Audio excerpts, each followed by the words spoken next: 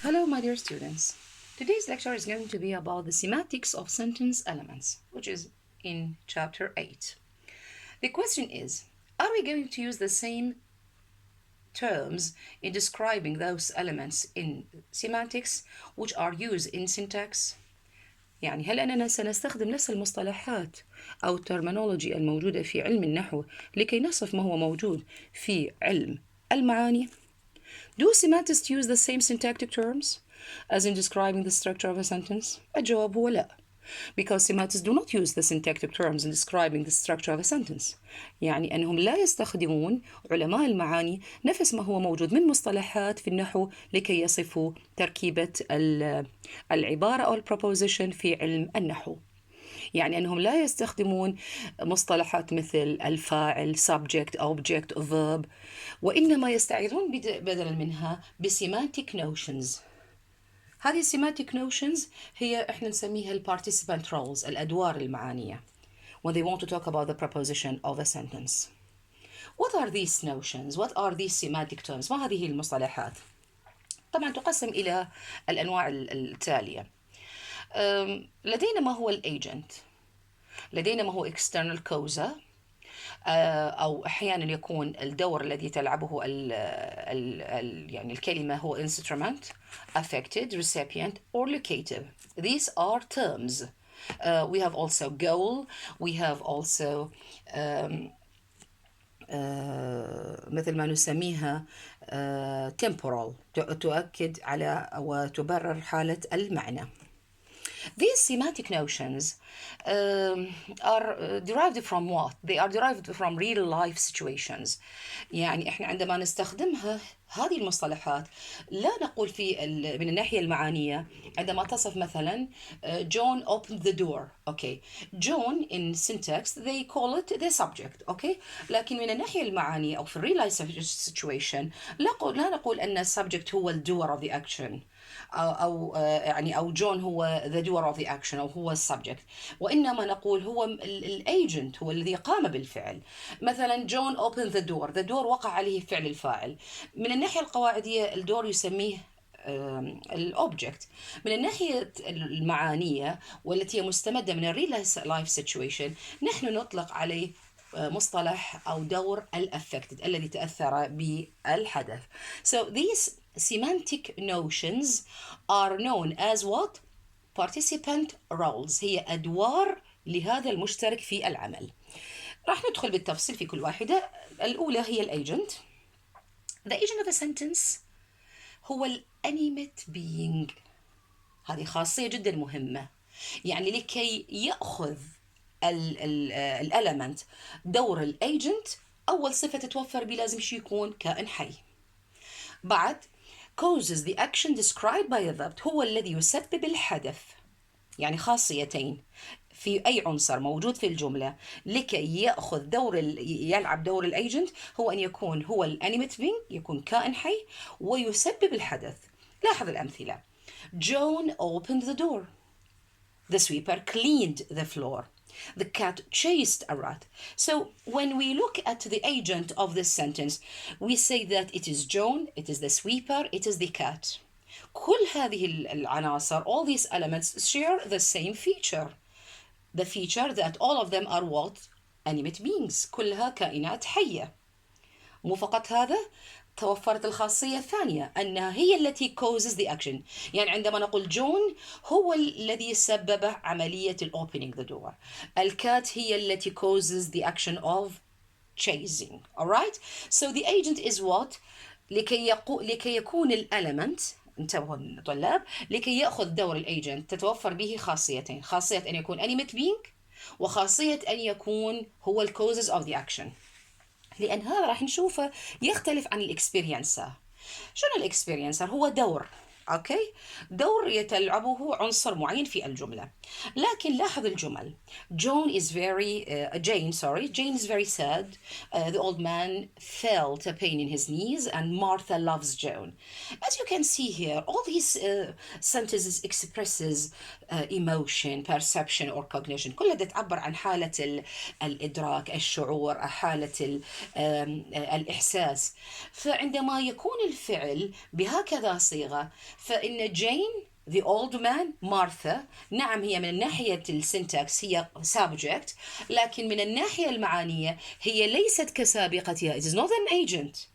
لا، هي لم تسبب الحدث، وإنما هي يعني مثل ما جربت، مرت بعملية السادنس، بالشعور بالألم، بعملية loving. alright. so Jane the old man and Martha هي الإكسبيرينسر. نأتي إلى الإكسترنال كوزا. شوية هذا يختلف عن الايجنت ويختلف عن الاكسبيرينسر. Where is the external causa؟ احنا لما نبحث عن external causa here هو the flood destroyed the harvest. flood if we look at it, what is this? This is an inanimate entity، يعني هو كائن غير حي. أهم خاصية في العنصر لكي يلعب دور الاكسترنال causa is to be what? Is to be inanimate entity، كائن غير حي. alright. and it causes the action. هو اشترك مع الايجنت بأنه causes the action، بس الاختلاف هو ماذا؟ في حالة الايجنت لابد أن يكون animate being، في حالة لكي يكون external causer مسبب خارجي لابد أن يكون كائن غير حي. يعني حتى تعرف العنصر أنه هذا external causer، نعم هو يسبب الحدث، بس لازم شيء يكون كائن غير حي. يعني احنا نسميها forces of the nature. احيانا ياخذ دور البوزيشنر اللي هو الموقع مالته، يعني يكون الستانس مالته او السيتويشن it does not have any change. There is no change takes place in its position، يعني ما يتغير موقعه بالنسبة للحالة. عندما نقول the guests are staying in a hotel، اوكي، نريد ان نحدد what is the semantic role of the guest. شنو الدور الذي تلعبه من الناحية المعانية كلمة guest؟ قواعديا هي subjects، لكن من الناحية المعانية هي positioner. هي ليست agent لأن هي لم تسبب عملية البقاء، هي ليست مثل ما سميناها experiencer، وإنما هنا الجست تعبر عن حالة البقاء، الستانس، الموقف أو السيتويشن الذي لا يتغير. Okay, my father lives in London, etc. So here we have the positioner. Another elements or another مثل ما نسيها participant roles هو الاتريبيوت. The attribute is the semantic role of the subject complement or the object complement of a sentence. يعني احنا اللي اذا نريد نحدد اي عنصر في الجمله ده ياخذ دور المعاني الاتريبيوت بدون تفكير رأسا راح نقول اذا كان في الجمله لدينا subject complement مثل جمله she is a teacher، او اذا كان لدينا object complement مثل we made him wise. These two words a teacher and wise play the role of attribute، يعني هو الذي يعزى عليه الحدث. دور الأفكتد، هنا دور الأفكتد we have to pay attention to it. خلينا نقرأ الجملة أو المثالين. I bought an apartment last week. The process of buying is carried on whom? Carried out on the apartment. John is eating an apple. So the process of eating is carried out on what? On an apple. يعني الشراء وعملية الأكل وقع تأثيرها على الابارتمنت وعلى الابل، بمعنى الابارتمنت والابل تأثرت بالشراء وتأثرت بالابل. بس السؤال، الابارتمنت هل كانت موجودة does it have an existence قبل عملية الشراء؟ نعم، يعني الابارتمنت هي كانت موجودة وأني رحت اشتريتها. الابل هي كانت لها وجود وأنا قمت بأكلها. أتذكر السيمانتكس إلا علاقة يربط اللغة بالريل لايف سيتويشن، ليس كحالة السنتكس. يعني بالسنتكس حوارنا دائما language to language، لا في السيمانتكس هو هذه جمالية السيمانتكس أنه أخرج اللغة من هذه الريجد يعني كيس إلى حالة الريل لايف سيتويشن. فالابارتمنت والابل في حالتان هي animate being or inanimate being which has been affected where the action is carried out، يعني تم تنفيذ الحدث عليها. لكن لديك حالة resultant، يعني لديك دور آخر هو resultant مقارب من الناحية القواعدية لسابقته. لاحظ الجملة she painted a picture زين. احنا هنا من الناحيه القواعديه a picture اذا نريد نصنفها when we want to classify it we say that a picture is what it is a direct object okay او it is an object. وفي جمله I bought an apartment ايضا direct object اوكي. في الابارتمنت احنا دا نعطيها دور الافكتد. في الحالة الثانية في حالة she painted a picture البيكتشر دا نعطيها صفة أو دور الريزلتنت. مثل my mother made an omelette for me. شنو السبب؟ السبب أنه يعني الأكتيفيتي هنا is indicated by the verb. يعني كأن البيكتشر it has no existence before painting. لم يكن للبيكتشر وجود قبل البينتينج، لم يكن لهذا الأومليت وجود لو لم تصنعه الأم. إذا لكي تميز ما بين these two roles resultant والaffected، في حالة الaffected الجزء الelement يكون has an existence before the action. In the case of resultant هذا الelement اللي هو بهذا اللون هذا الelement it has no existence. فهنا راح نسأل how can we differentiate between the affected and the resultant? This depends on the meaning of the verb used. يعتمد على معنى الفعل المستخدم. خلينا ناخذ هذين الجملتين يكون أوضح يعني. Barbara painted the wall. Barbara painted a picture. طبعا Barbara in both sentence هي subject from a syntactic point of view. From a semantic point of view من الناحية المعانية هي agent. Okay? لأن هي التي because it is ليش؟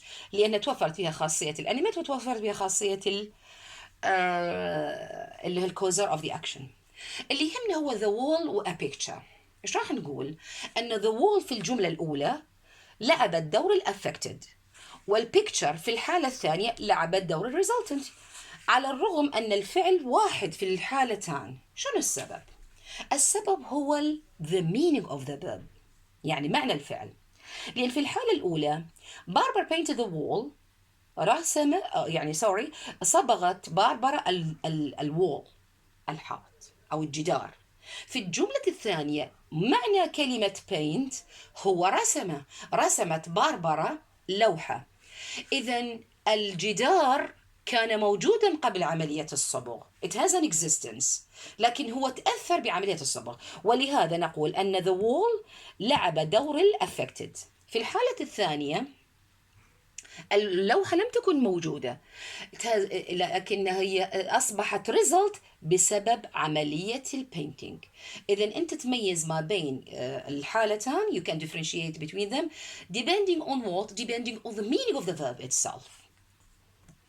لديك حالة الإيفنتيف يعني هذا another semantic role. خلينا نشوف الأمثلة.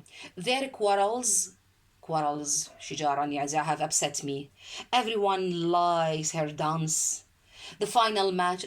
تلاحظ هنا مرة إجا subject مرة إجا object ما لنا علاقة. إحنا ما نفكر من الناحية القواعد. إحنا اللي يهمنا هو semantic roles.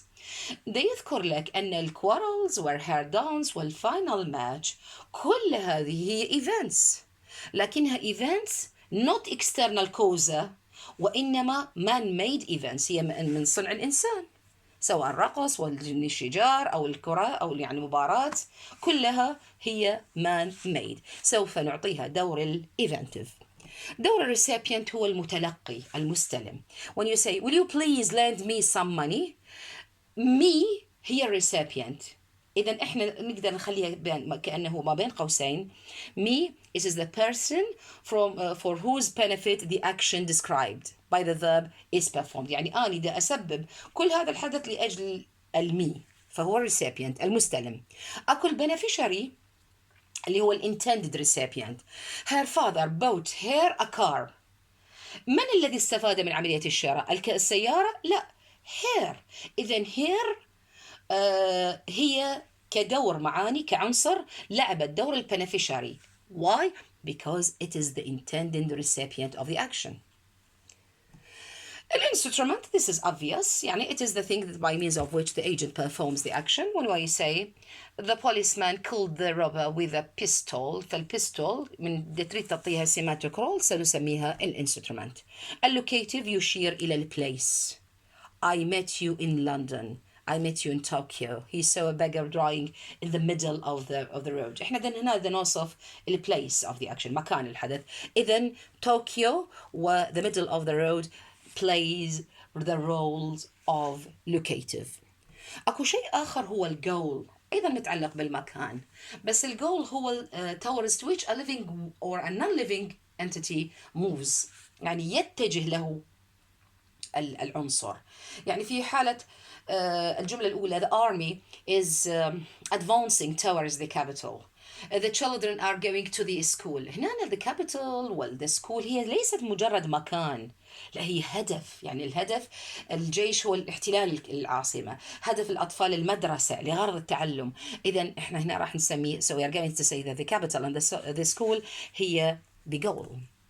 السورس بالعكس، يعني the place from where a living or non-living entity starts moving، يعني راح ينطلق، يعني السورس ننطلق منها، الجول نتجه إليها. Okay, so it is the starting point of movement.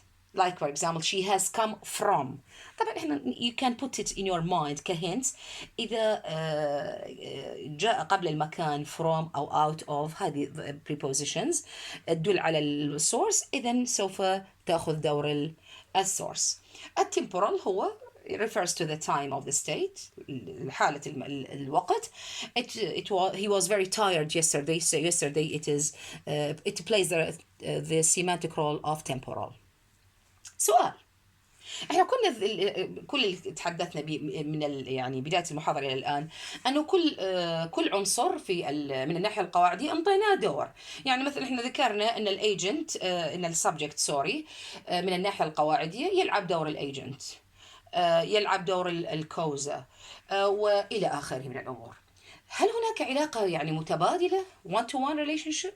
يعني كل subject هو الايجنت، كل object هو affected؟ الجواب no. There is no one-to-one relationship between elements يعني syntactic elements and the participant roles. ماكو هاي العلاقة التبادلية ما بين عناصر القواعدية والأدوار المعانية. Okay? Because نحن نعطيك مثال.